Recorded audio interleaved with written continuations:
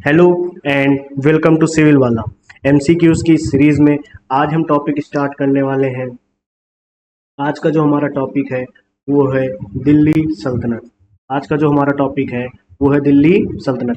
इससे रिलेटेड सारे important questions हम सॉल्व करने वाले हैं। ध्यान रहे, जो भी एमसीक्यूज आपका गलत हो आप उसे नोट्स में ऐड करें। और वो 3 से 4 पेज के जो शॉर्ट्स नोट आपके बनते चले जा रहे हैं, आप देखेंगे कि वो एग्जाम के टाइम पे आपके लिए बहुत महत्वपूर्ण साबित होने वाला है। और इस यूपी पीसीएस प्रीलिम्स एग्जाम की इस सीरीज में सबसे ज़्यादा फैक्चुअल इन्फॉर्मेशन आपको इसी एमसीक्यू सीरीज से देखने को मिलने वाली है।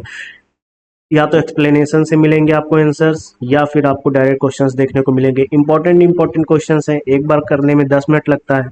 आप याद करें, जैसे जैसे जैसे कोई क्वेश्चन सही हो जाए आगे बढ़ जाइए, कोई क्वेश्चन गलत हो तो तुरंत नोट्स में ऐड कर लीजिए। क्लियर है? तो उसी सीरीज में आज का जो पहला सवाल है कि दिल्ली के किस सुल्तान ने सिरी किले की स्थापना और निर्माण कराया?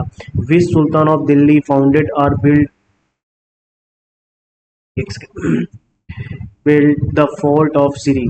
द फोर्ट ऑफ सिरी, इसको तो इस क्या हो जाएगा? इल्तुतमिश आंसर है, या बलबन, या गयासुद्दीन तुगलक, या अलाउद्दीन खिलजी। इल्तुतमिश, बलबन, गयासुद्दीन तुगलक, अलाउद्दीन खिलजी। तो इसका आंसर हो जाएगा अलाउद्दीन खिलजी। इसका आंसर क्या हो जाएगा? अलाउद्दीन खिलजी। अगला क्वेश्चन पे चलते हैं। अगला क्वेश्चन क्या है हमारा? देखिए, इसकी एक्सप्लेनेशन भी साथ में दी हुई है, तो ध्यान रखें। एक्सप्लेनेशन अगर साथ में पढ़ते चलेंगे तो भी बढ़िया रहेगा। एक्सप्लेनेशन क्या दिया हुआ है ध्यान से देखें।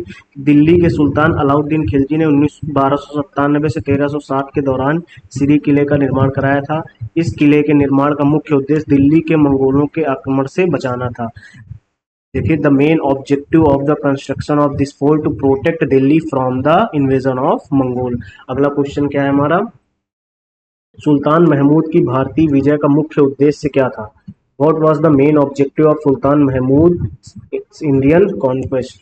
तो धर्म का प्रचार, प्रोपगेशन ऑफ रिलीजन, साम्राज्य का विस्तार, एक्सटेंशन ऑफ एम्पायर, धन का अर्जन, एक्विजिशन ऑफ वेल्थ, या इनमें से कोई नहीं, नन ऑफ दिस। तो इसका आंसर हो जाएगा धन का अर्जन। इसका आंसर क्या हो जाएगा? Acquisition of wealth. इस एक्सप्लेनेशन को अगर ध्यान से देखते चले, क्या लिखा हुआ है? सुल्तान महमूद की, इसको इंग्लिश में भी आप पढ़ सकते हैं। सुल्तान महमूद की भारतीय विजय का मुख्य उद्देश्य धन का अर्जन था। 1001 ईस्वी में महमूद गजनी ने पहली बार भारत पर आक्रमण किया था। महमूद ने शाही शासक जयपाल को हराया और उसे पकड़ लिया था तथा बाद में रिहा कर दिया था, जिसने अपनी राजधानी पेशावर में स्थानांतरित कर ली थी। 1005 में महमूद ने भाटिया, संभवतः भेरा पर आक्रमण किया। 1006 में उसने मुल्तान पर आक्रमण किया, जिस समय आनंद पाल की सेना ने उस पर आक्रमण किया। अगले क्वेश्चन पे चलते हैं। चित्तौड़ में कीर्ति स्तंभ का निर्माण किसने किया? चित्तौड़ में कीर्ति स्तंभ का निर्माण? राणा कुंभा ने किया, या राणा उदय सिंह ने किया, या फिर महमूद गजनी ने, या फिर एक ऑप्शन है बख्तियार खिलजी। तो इसका आंसर हो जाएगा बख्तियार खिलजी। इसका आंसर क्या हो जाएगा? बख्तियार खिलजी। अगले क्वेश्चन पे चलते हैं। इसका आंसर है बख्तियार खिलजी। अगले क्वेश्चन पे चलते हैं। अच्छा, ये पढ़ लीजिए आप। बख्तियार खिलजी ने 1202 ईस्वी में नालंदा विश्वविद्यालय को नष्ट कर दिया। मोहम्मद बख्तियार खिलजी मानव जाति पर एक कलंक था। पूछा जा सकता है सवाल, ठीक है। अगले क्वेश्चन पे चलते हैं। Who was the first ruler of slave dynasty? गुलाम वंश का पहला शासक कौन था? Qutubuddin Aibak, Balban, Iltutmish, Sultan Mahmud. Who was the first ruler of slave dynasty? Qutubuddin Aibak, Balban, Iltutmish, या सुल्तान महमूद। तो इसका आंसर हो जाएगा कुतुबुद्दीन ऐबक। इसका आंसर क्या हो जाएगा? कुतुबुद्दीन ऐबक। अगले क्वेश्चन की तरफ चलते हैं। इस एक्सप्लेनेशन को एक बार आप पढ़ लीजिएगा। एक्सप्लेनेशन में क्या लिखा हुआ है? कुतुबुद्दीन ऐबक मोहम्मद गोरी का गुलाम था। बाद में मोहम्मद गोरी ने उसे गवर्नर बना दिया। गोरी की मृत्यु के बाद ऐबक ने 24 जून 1206 को संप्रभुता प्राप्त की और भारत में गुलाम वंश की स्थापना की। ठीक है। देखिए, ये लाइन पढ़ लीजिए। इल्तुतमिश को गुलामों का गुलाम भी कहा जाता था। Iltutmish was also known as slave of slave. ये इंपॉर्टेंट फैक्ट आप याद रख सकते हैं। अगला क्वेश्चन क्या है हमारा? कुतुबुद्दीन ऐबक द्वारा पराजित बुंदेलखंड का शासक कौन था? लक्ष्मण सेन, उदय सिंह, या फिर परमर्दी देव, या मलय वर्मा। लक्ष्मण सेन, उदय सिंह, परमर्दी देवा, या फिर मलय वर्मा देव। इसका आंसर हो जाएगा परमर्दी देव। इसका अगले क्वेश्चन पे चलते हैं। ध्यान रखिए ये पढ़ लीजिए आप, देखिए इसका एक्सप्लेनेशन क्या लिखा हुआ है, पढ़ लीजिएगा आप क्या लिखा हुआ है। परमर्दी देव मध्य भारत के चंदेल राजवंश के राजा थे। क्लियर है। और अगर आप ये लाइन पढ़ें तो 1203 ईस्वी के आसपास गौरी के सेनापति कुतुबुद्दीन ऐबक से हार गया। ठीक है। अगले क्वेश्चन पे चलता है। अगले क्वेश्चन क्या है हमारा, एकता प्रणाली से रिलेटेड क्वेश्चन है, बहुत इंपॉर्टेंट फैक्चुअल इन्फॉर्मेशन है ये। एकता सिस्टम से रिलेटेड क्वेश्चन पूछा गया। Who abolish the iqta system, Qutbuddin Aibak, Iltutmish, Balban या अलाउद्दीन खिलजी। कुतुबुद्दीन ऐबक ने हटाया था इसे, या इल्तुतमिश ने हटाया था, या बलबन ने हटाया था, या फिर अलाउद्दीन खिलजी ने हटाया था। तो इसका उत्तर हो जाएगा अलाउद्दीन खिलजी। इसका उत्तर क्या हो जाएगा, अलाउद्दीन खिलजी। अगले क्वेश्चन की तरफ चलते हैं। एकता सिस्टम के बारे में देखिए, थोड़ी सी इन्फॉर्मेशन यहाँ पे दी है, क्या लिखा हुआ है पढ़िएगा आप इसे। यहाँ पे ये देखिए इंग्लिश में भी दी हुई है, अच्छा है तो पढ़ें। एकता प्रणाली को सबसे पहले इल्तुतमिश ने शुरू किया था। एकता प्रणाली के तहत साम्राज्य की भूमि को कई बड़े और छोटे क्षेत्रों में विभाजित किया गया था, जिन्हें एकता कहा जाता था, और इन एकता को उसके सैनिकों, अधिकारियों और रईसों को सौंपा जाता था। शुरुआत में एकता वेतन पर आधारित थी। बाद में फिरोज शाह तुगलक के अधीन या वंशानुगत हो गया। Later under Firoz Shah Tughlaq it became hereditary. Clear है। अगले क्वेश्चन की तरफ चलें। अगला क्वेश्चन क्या है, who among the following issued coin with seated Lakshmi on one side and ruler name in Devanagari on other side. Question क्या है, पढ़िए इसको। निम्नलिखित में से किसने एक तरफ बैठी हुई लक्ष्मी और दूसरी तरफ देवनागरी में शासक का नाम वाला सिक्का जारी किया था? अकबर ने किया था, या महमूद गजनी ने, या मोहम्मद गोरी ने, या जैनुल अब्दीन ने? अकबर, मोहम्मद गजनी, मोहम्मद गोरी, जैनुल अब्दीन। इसका आंसर क्या हो जाएगा, मोहम्मद गोरी। इसका आंसर क्या हो जाएगा, मोहम्मद गोरी। अगले क्वेश्चन की तरफ चलते हैं। अगला क्वेश्चन क्या है हमारा, 10 नंबर क्वेश्चन। तारीख फिरोज शाही किसके द्वारा लिखी गई थी? तारीख फिरोज शाही किसके द्वारा लिखी गई थी? अमीर खुसरो, रूमी, अल-उतबी, या फिर अमीर खुसरो, रूमी, अल-उतबी, या बर्नी एंड अफीफ के द्वारा? इसका आंसर हो जाएगा बर्नी एंड अफीफ। इसका आंसर क्या हो जाएगा, बर्नी एंड अफीफ के द्वारा लिखी गई थी। इसकी एक्सप्लेनेशन एक बार पढ़ लें, क्योंकि बुक्स पे क्वेश्चन है।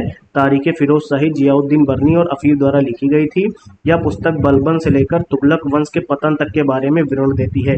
मोस्ट इंपॉर्टेंट फैक्ट है, इसको आप चाहे तो आ गया हो तब भी, ना हो तब भी नोट्स में ऐड कर लें। अल उद्बी की प्रसिद्ध पुस्तक अल किताब अल यामिनी, ये देखिए एक बुक का नाम और साथ में ऐड दे दिया, अल किताब अल प्रारंभिक गजनी वंश का इतिहास थी। रूमी की महत्वपूर्ण पुस्तक प्रारंभिक इस्लामी रहस्यवाद। ठीक है, बुक्स के नेम है, आप इन्हें जरूर याद करते हुए चलें। अमीर खुसरो एक, ये देखिए अमीर खुसरो के बारे में यहाँ पे लिखा हुआ है, पढ़िए। अमीर खुसरो एक दक्षिण एशियाई सूफी संगीतकार, कवि और विद्वान थे। उनकी प्रसिद्ध रचनाएं the garden and the spring Hasht Bihisht are. The garden and the spring Hasht Bihisht. ठीक है। अगला 11 नंबर क्वेश्चन क्या है हमारा, 11 नंबर क्वेश्चन पे चलते हैं। लिखा हुआ है during the time of Alauddin invasion Warangal was ruled by.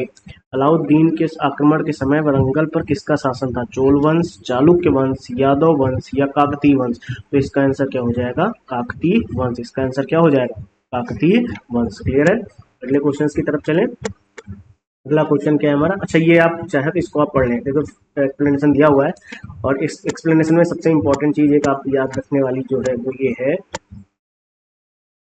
कि ये देखिए यहाँ पे लिखा हुआ है, अलाउद्दीन के आक्रमण के समय वारंगल पर काकतीय वंश का शासन था। राजा रुद्रदेव थे जिन्होंने काफूर को आत्मसमर्पण कर दिया और उसे अपनी एक, ध्यान से देखिए कितना बढ़िया फैक्ट, स्वर्ण प्रतिमा, 2000 घोड़े, 100 हाथी और कोहिनूर हीरा भेंट किया। ठीक है, डायमंड कोहिनूर।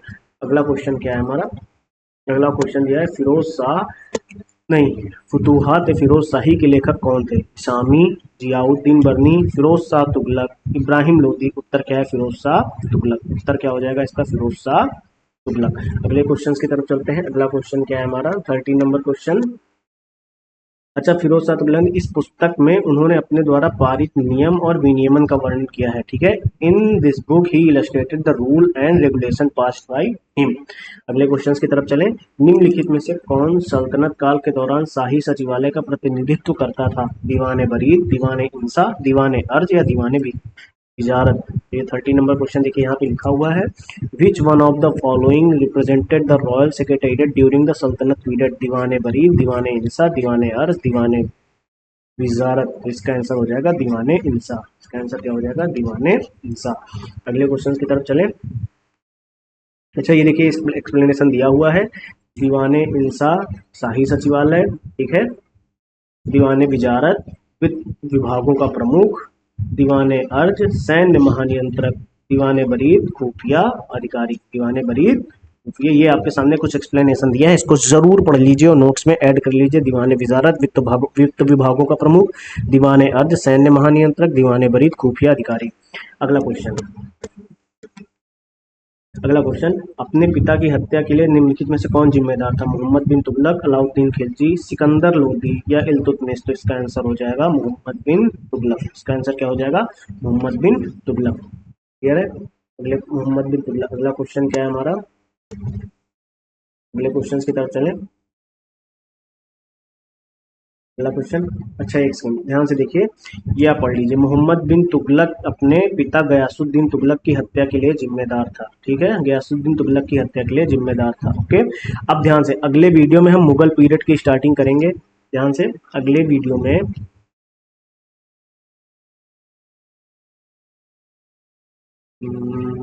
मैं ब्लू पेन ऐड कर लूँ, ठीक है, एक सेकंड। अगले वीडियो में हम मुगल पीरियड की स्टार्टिंग करेंगे और यहाँ से देखिए, ठीक है, अगले वीडियो में हम मुगल पीरियड के क्वेश्चन करेंगे, लेकिन फिलहाल के लिए आपको जो काम दिया गया है आप उस पर बने रहिए और प्रैक्टिस कंटिन्यूसली चलनी चाहिए। यहीं से हम क्वेश्चंस की स्टार्टिंग करने वाले हैं। ठीक है, फिलहाल इस वीडियो में इतना ही, मिलते हैं अगली क्लास में।